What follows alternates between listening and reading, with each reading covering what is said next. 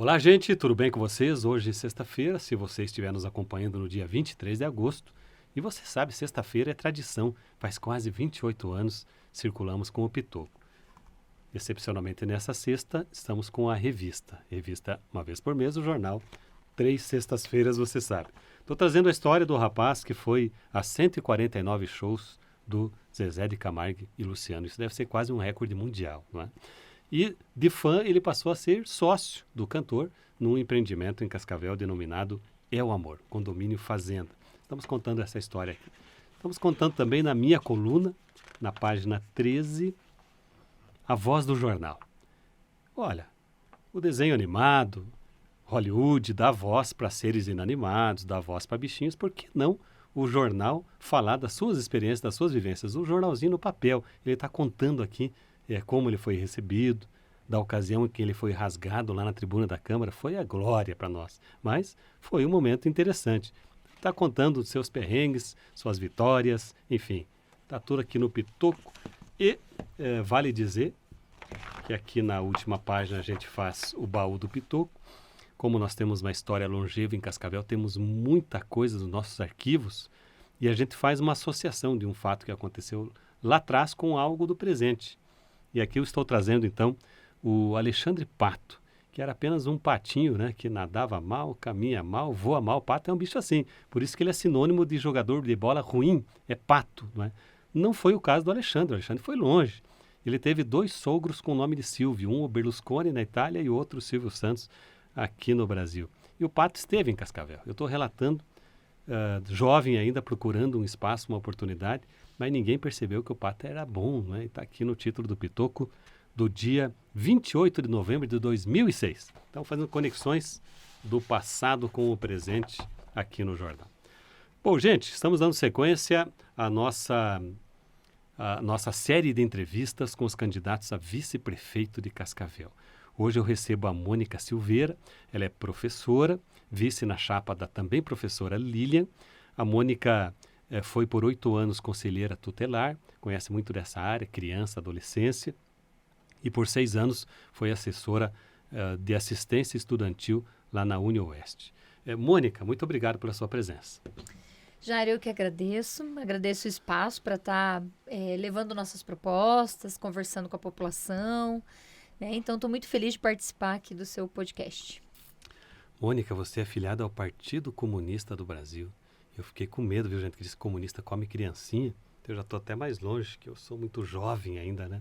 Mônica, eu quero falar um pouquinho desse estigma, não é? Porque, de repente, ou não sei se sempre foi assim, houve uma movimentação muito forte na sociedade para estigmatizar ainda mais quem pensa no campo político em que você pensa, no campo político que você atua. A minha pergunta é muito objetiva.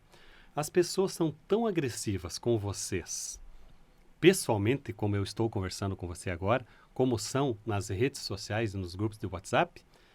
Ou você acha que, de frente, olhando para você, falando, pera, essa professora acho que não é assim tão, né? Como é que é a relação das pessoas com você, principalmente esses mais, digamos, radicalizados? Uhum. Bom, felizmente não, né, Jairo? Felizmente a gente tem tido uma boa entrada, as pessoas têm nos recebido com muito carinho, com muita atenção, temos sido ouvidas, né? Não tem, é mais na rede social mesmo, que eu não sei, no Brasil se construiu meio que essa coisa de rede social, terra de ninguém, né? Então as pessoas se sentem à vontade para falar o que querem, né, achando que não teriam nenhuma consequência. Essa questão do ódio, né, e a violência política de gênero, né, principalmente, que é o que mais nos afeta, que é a questão por sermos mulheres, né, não é nem por ser de esquerda ou de direita, mas por sermos mulheres. Mas, felizmente, no debate político, isso é um pouco menos, assim, né, não é uma agressão, tem a questão verbal de você chegar, né, até colocando o que você acabou de falar, né? Da questão do comunismo, né? De ser tratado como um bicho-papão mesmo. Sem conhecer a história ou sem conhecer as pessoas, né? Mas felizmente a gente está tendo uma boa entrada e não está tendo problema nesse sentido de nos apresentar, né? De falar as nossas propostas. Tem muitos homens que são muito valentes com as mulheres, né? Ou são muito valentes na internet, ali de longe. A hora que chega pertinho, dá aquela atenuada, não é? Mas é assim, esse é o novo mundo da internet. Deixa eu dar uma passadinha rápida na conjuntura internacional.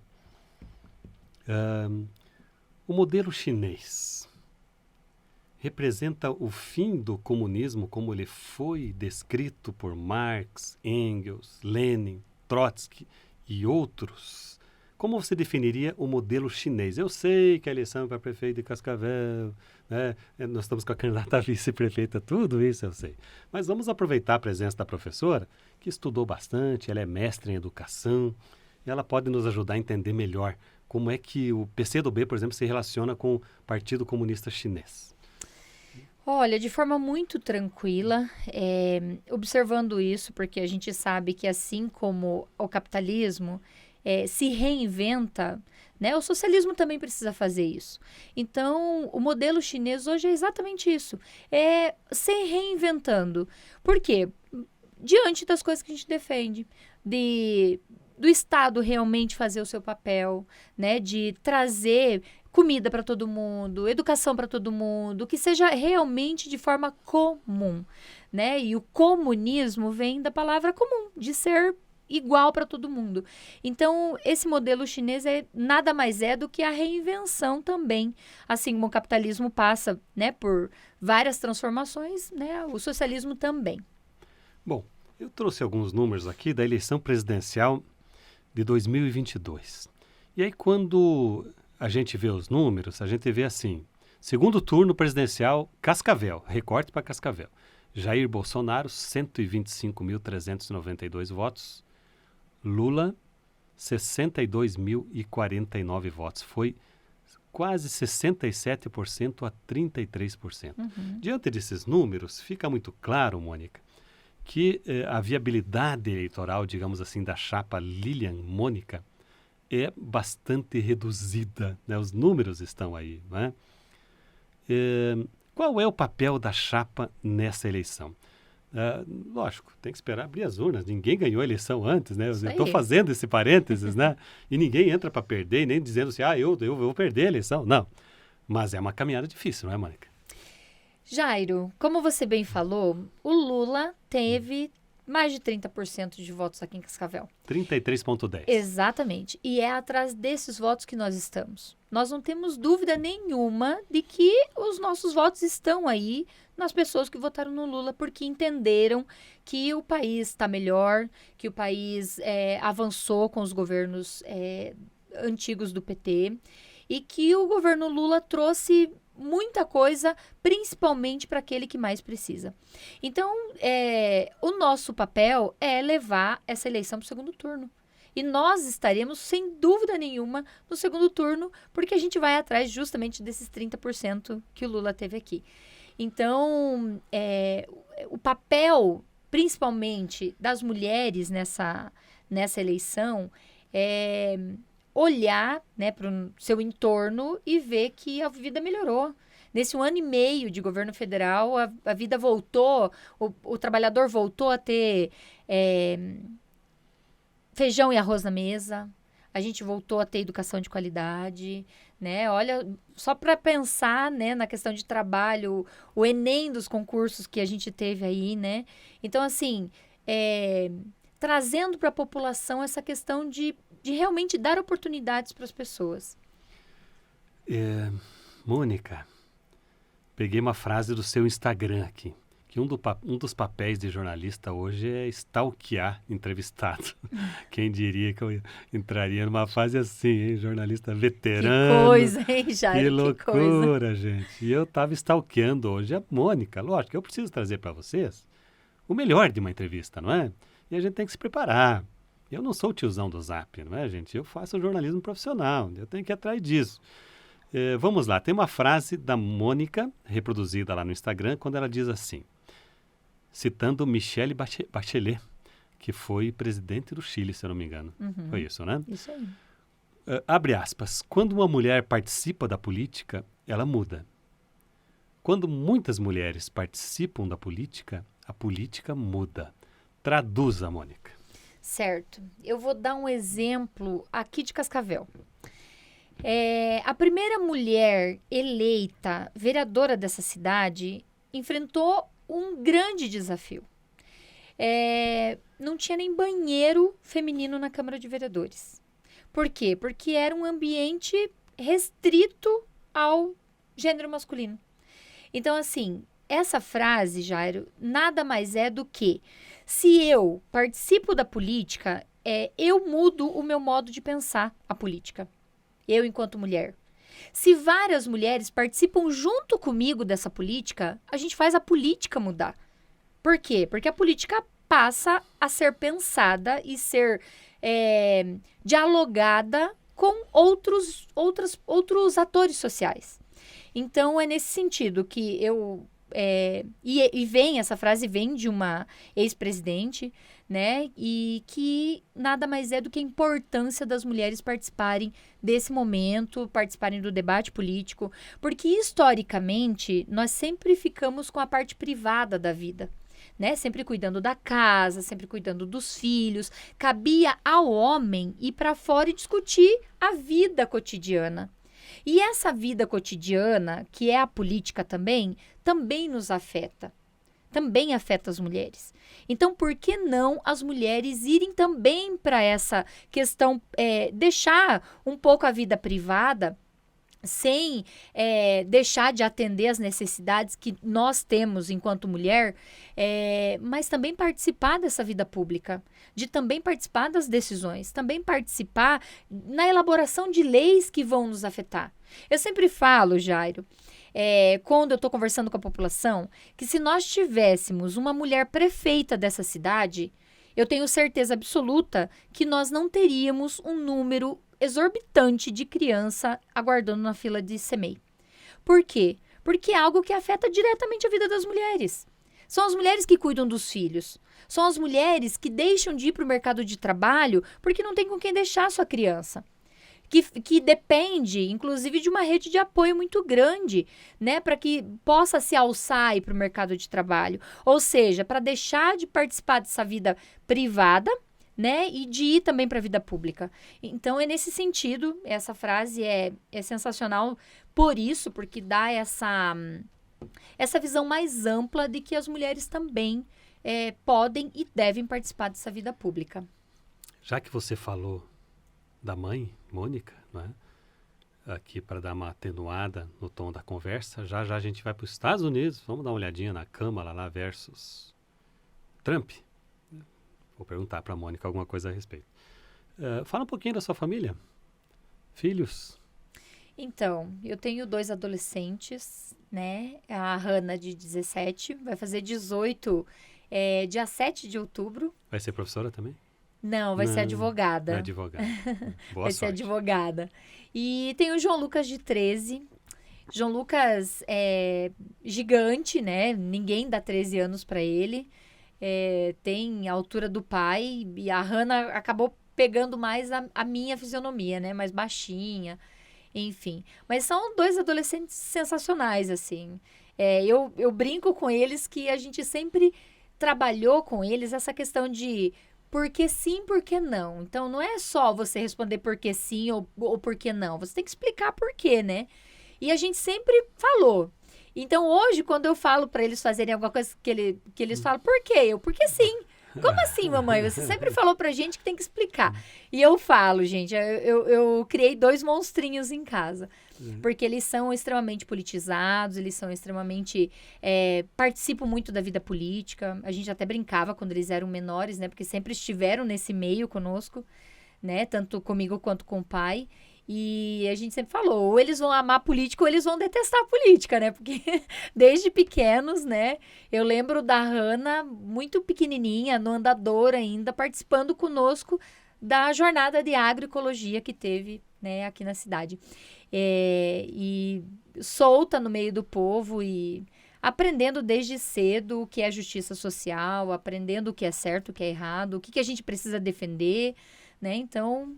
E família, para mim, é isso. Eu acho que são as pessoas que nos dão força para continuar, são as pessoas que nos dão orientação, porque minha mãe e meu pai também fizeram isso, né? Trabalhadores desde sempre. Meu pai, inclusive, ainda hoje, né? Trabalhador da construção civil. Então, assim, a gente sabe as dificuldades que a gente passou e aprendemos, né, com essa dificuldade também. Guarani é a sua família, né? Isso aí, de Guaraniaçu. Viu como está o Grande beijo, abraço para todo mundo de Guaraniaçu, porque a gente brinca, inclusive, que Guaraniaçu é de Guaraniaçu para o mundo, né? Aqui em Cascavel, muitas pessoas vieram de Guaraniaçu, né? Quando a gente quer pegar no pé do Toninho Bardelotto, que é de Guaraniaçu, a gente chama ele de Guaraniaçuíno. Nada, viu, Toninho? Não leva mal, não. Mônica, eu escrevi no Pitoco da última sexta-feira, descrevi você no celular comprando passagens aéreas, né? Sim. E é um jeito de levar o leitor para dentro do ambiente que as coisas aconteceram, né?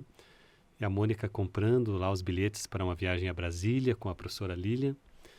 E, por muita sorte, não deu certo, porque ela ia para o avião que caiu, né? Mônica, depois de uma experiência assim, não vou dizer quase morte, que é um exagero, né? Uhum. Mas mexe alguma coisa na cabeça da gente? Assim, dá um ponto de reflexão que você para, senta e fala, poxa, relata um pouquinho como foi essa experiência sua. Olha, Jairo, foi bem tensa, porque nós pousamos em Guarulhos e o meu telefone começou a tocar, da professora Lilian também, porque nossa família, os amigos próximos, enfim, sabiam que a gente ia se deslocar até Brasília e que iríamos próximo daquele horário, né? A minha mãe era a única que sabia que a gente sairia por Foz, então, ainda bem, porque segundo meu pai ela teria tido um infarto. Mas foi uma sensação muito ruim, assim. Aquela sensação primeiro, de alívio, né? De saber que a gente poderia estar ali. E uma sensação de pesar muito grande, de saber que a gente, né? Por ser um avião saindo da nossa cidade, que teria muita gente que a gente conhecia, talvez amigos, né? E que são parentes também, porque eu tinha parte da família que estava indo para o Rio de Janeiro, na verdade, assistir o jogo do Flamengo e do Palmeiras. Então, e eu fiquei extremamente preocupada, porque eu também não sabia o horário do voo deles. E sabia que sairiam de Cascavel, né? Então, foi uma sensação muito ruim e que nos faz pensar, sim, nos faz rever o que é importante mesmo para nossa vida, né? Às vezes a gente fica na correria do dia a dia, né, Jairo? E acaba não dando importância, né? Uma relevância que deve ter o fato de você sentar na mesa com seus filhos para almoçar. O fato de você poder sentar no sofá e assistir um filme com seus filhos, porque era o que eu estava fazendo no momento que eu estava tentando comprar as passagens pra gente. Eu estava sentada com os meus filhos, a gente vendo um filme, né, conversando sobre a vida, e tive a sorte, inclusive, de ter trocado de aparelho celular e nunca fui tão feliz com o meu banco de ter uma compra negada, né? Porque o banco realmente não reconheceu o aparelho telefônico e acabou, né, negando a compra da passagem. Mas realmente nos faz repensar a vida como um todo, né? O que é importante pra gente, o que realmente vale a pena, né? Dar uma parada, né, nas coisas que a gente está fazendo e fazer as coisas com calma, né? Porque a gente no dia a dia às vezes não vê nem a vida passar, a gente só faz, né? Só trabalha. Do trabalho para casa, da casa para o trabalho, né? Se a gente for pensar na população de Cascavel, mais carente ainda, né? Porque eu me sinto privilegiada, porque eu ainda tenho minimamente um acesso à cultura, acesso ao lazer, né? Eu tenho a condição de sair da minha casa e dirigir até o Ciro Nardi, por um exemplo, que é para levar meu filho a andar de skate.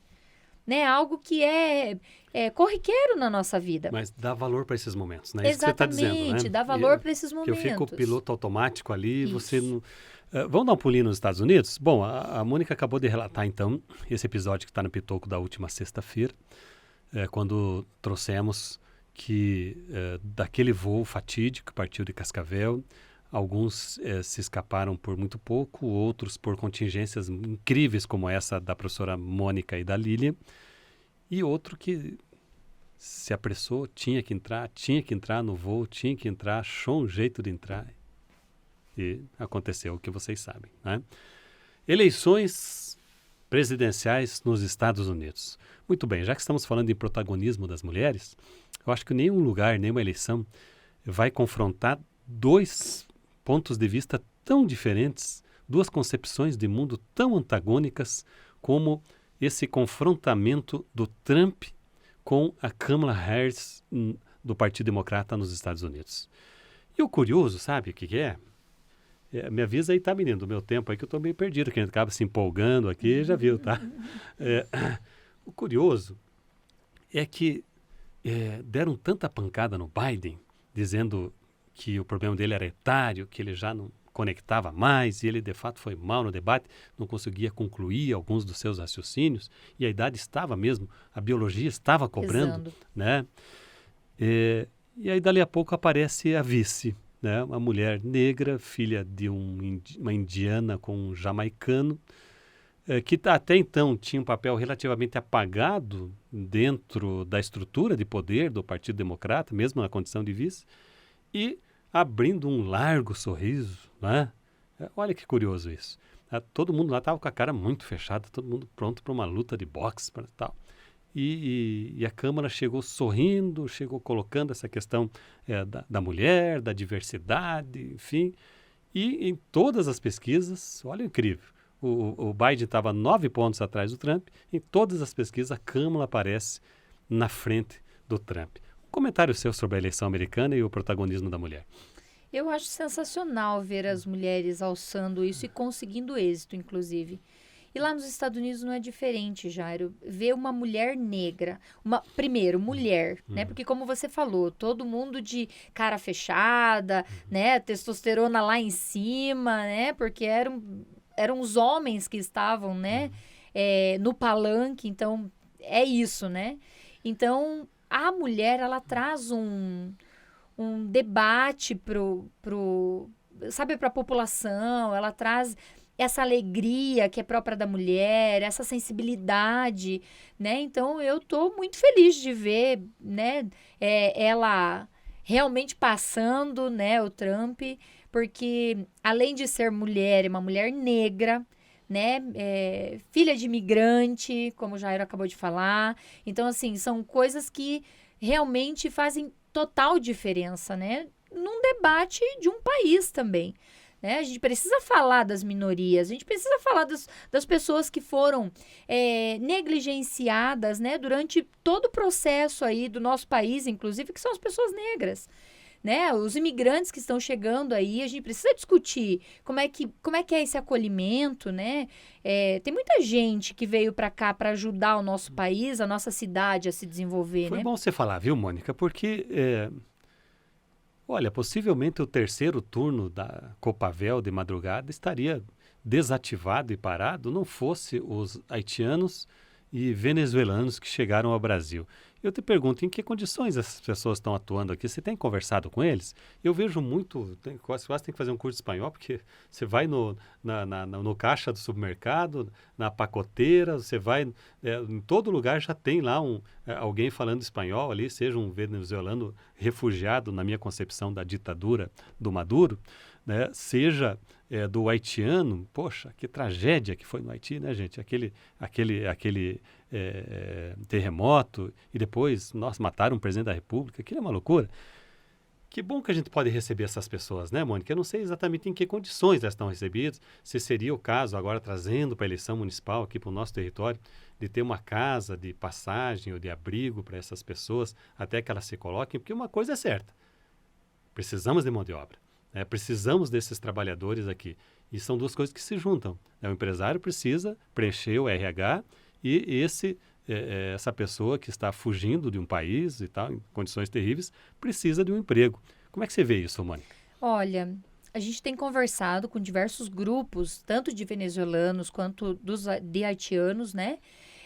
Justamente pensando nesse acolhimento, em dar suporte. Porque o que a gente pensa? A prefeitura, ela precisa fazer essa conversa com os empresários, precisa fazer essa conversa com a população imigrante que está chegando, né? Porque ser essa ponte e de realmente dar condições dessas pessoas permanecerem e de permanecerem de forma com que elas não só sobrevivam, né? Não só venham aqui para realmente serem exploradas, mas que elas venham para a nossa cidade e que façam parte da nossa cidade como um todo, né? Tendo cultura, tendo esporte, tendo lazer, como um cidadão comum nosso aqui. Né? Afinal de contas, eles também estão trazendo riqueza para cá. A mão de obra também é geradora de riqueza. Então, como você disse, né, o empresário precisa e eles também precisam desse acolhimento. E tem um grupo bem grande, né, e eles estão organizados, né, para discutir essa questão da necessidade deles. Então, tem muitos haitianos e venezuelanos que chegam aqui, que são advogados, que são engenheiros, né, e que estão, né, nesse subemprego cortando frango, né, e que poderiam estar contribuindo muito mais para a nossa cidade, para o desenvolvimento de Cascavel. Então, é nesse sentido que a gente se coloca, né, que na nossa gestão realmente vai acontecer essa conversa com nossos empresários, essa conversa mais de perto, né, de acolhimento desses grupos, para ver como é que a gente faz para que esse cidadão que chega aqui com uma formação elevada e que possa contribuir com o nosso município, que realmente consiga fazer, né, que não fique nesse subemprego, né, só pensando na sua sobrevivência. Perfeito. Estamos na parte final da nossa conversa com a professora Mônica, candidata a vice na chapa liderada pela... Pessoal que não gosta muito de liderada, que é sempre tudo juntinho, né? Mas é uma força de expressão, então, liderada pela professora Lilian, que é vereadora em Cascavel. É a chapa PT, PCdoB e IPV. IPV. São duas federações. E daí tem a Federação Rede e PSOL, né? São 5 siglas aí aglutinadas. A pergunta final é sobre que respaldo que o PT nacional, ou PCdoB, enfim, vai dar para as candidaturas em Cascavel. Mais próximos aqui da estrutura de Cascavel, temos a diretoria de Itaipu, que é composta, obviamente, por políticos ligados ao governo federal. Pergunto, qual será o papel desses entes políticos que estão mais projetados dentro até do governo federal e se o próprio presidente da República irá gravar uma mensagem de apoio para vocês? Como é que está esse respaldo que vocês estão recebendo do governo federal, digo mal, né? Dos integrantes do governo federal? Olha, Jairo, a gente está tendo um respaldo muito grande de todos os deputados, né? Vinculados aos partidos que compõem essa grande frente democrática que é a campanha da professora Lilian e da Mônica. Então, assim, todos os deputados, tanto estaduais quanto federais, gravaram vídeo de apoio, estiveram presentes, inclusive, no lançamento que nós tivemos sábado passado. Então, esteve aqui o deputado federal Zeca, esteve aqui o Welter, esteve aqui o Lemos, esteve aqui o presidente estadual do PT, o deputado estadual Arilson. Então, assim, a gente tem um respaldo muito grande. E não temos dúvida nenhuma de que no nosso governo, a conversa com o governo federal vai ser muito aberta, né? Eu e a professora Lilian sairemos aqui de Cascavel para Brasília para trazer muito mais recursos do que o governo federal tem mandado para cá. Porque, apesar das falas, né, Jairo, o governo federal mandou muito dinheiro para Cascavel, né? Ele trouxe muito aporte para Cascavel na área de educação, na área de saúde, nesse 1 ano e meio. Então, eu não tenho dúvida que no nosso governo, né, virá muito mais recursos financeiros aqui para Cascavel, justamente por a gente ter esse diálogo mais próximo por ser, né, do próprio partido da professora Lilian, né? Você falando até da Itaipu, a Itaipu sempre foi uma grande parceira nossa e vai continuar sendo, e é um importante espaço para que a gente consiga fundos também, né? O próprio anel viário, né, Jairo, aqui, que vai acontecer aqui em Cascavel. Então, nós queremos conseguir realmente ampliar, né, esse debate com os nossos representantes aí. Perfeito. E eu digo nossos porque realmente é dos nossos partidos, né? Dos partidos democráticos que compõem essa grande frente que é a nossa candidatura. Mônica, o fato de você ser uma Mônica gerou muita piada de Cebolinha? Demais. Demais. Aí como é que você reage?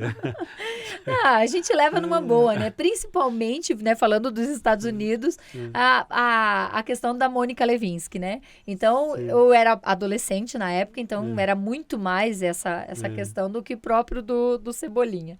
Mas faz parte, né, gente? É um nome que eu gosto bastante. É um nome que eu tenho encontrado muito na minha vida agora, vida adulta.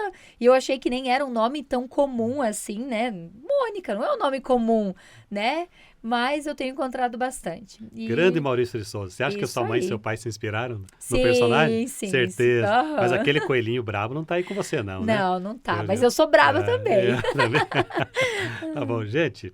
Eu vou pedir para a professora Mônica fazer suas considerações finais e deixar os caminhos para que você possa dialogar com ela nas redes sociais e a gente possa levar esse debate adiante. Por favor, Mônica, muito obrigado por sua presença.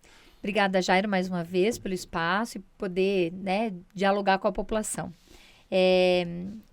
O espaço é pequeno, né, mas a gente está aproveitando todas as oportunidades que a gente tem. Então, para dizer para você que está nos ouvindo, que está nos assistindo aí, que estaremos, eu e professora Lilian, no segundo turno. Essa é o papel nosso nessa eleição, de estar trazendo para você uma opção diferente dos outros 3 candidatos. Porque, Jairo, os outros 3 candidatos estão aí disputando quem é mais bolsonarista. Mas eu não estou vendo ninguém discutir o que é melhor para o povo de Cascavel. O que é melhor para a educação, o que é melhor para a saúde. Nós estamos aí realmente fazendo propostas que realmente a gente vai conseguir cumprir. Sem fantasias, sem questões mirabolantes aí para ganhar a eleição. O que nós estamos discutindo com a população é o que a gente realmente quer fazer. É ampliar o horário dos postos de saúde. Eu, por um exemplo, trabalho no horário comercial.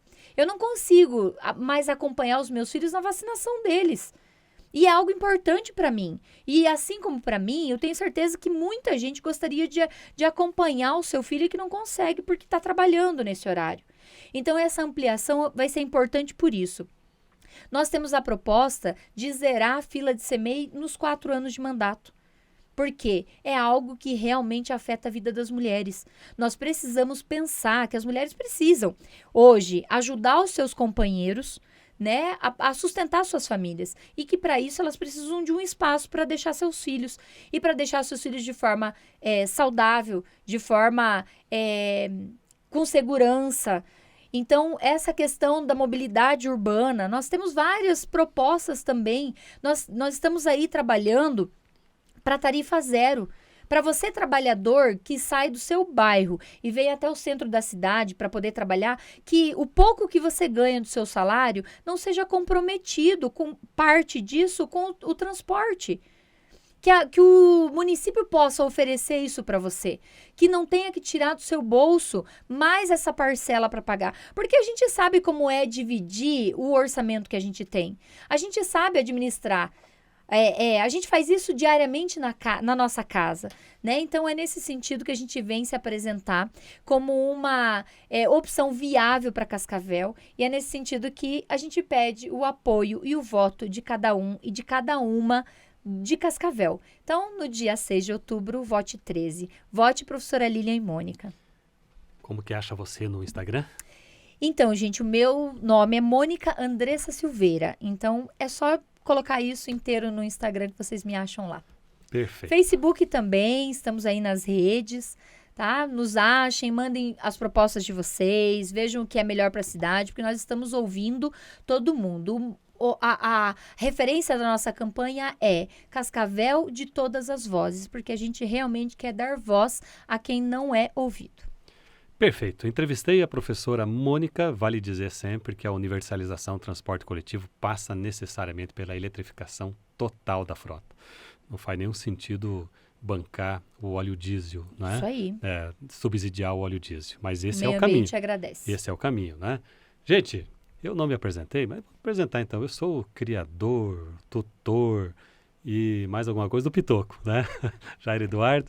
Você me encontra lá no Instagram, no @Pitoco ou no jairo.eduardo.pitoco. Muito obrigado por acompanhar nosso trabalho. Saúde para vocês. Grande abraço e até breve.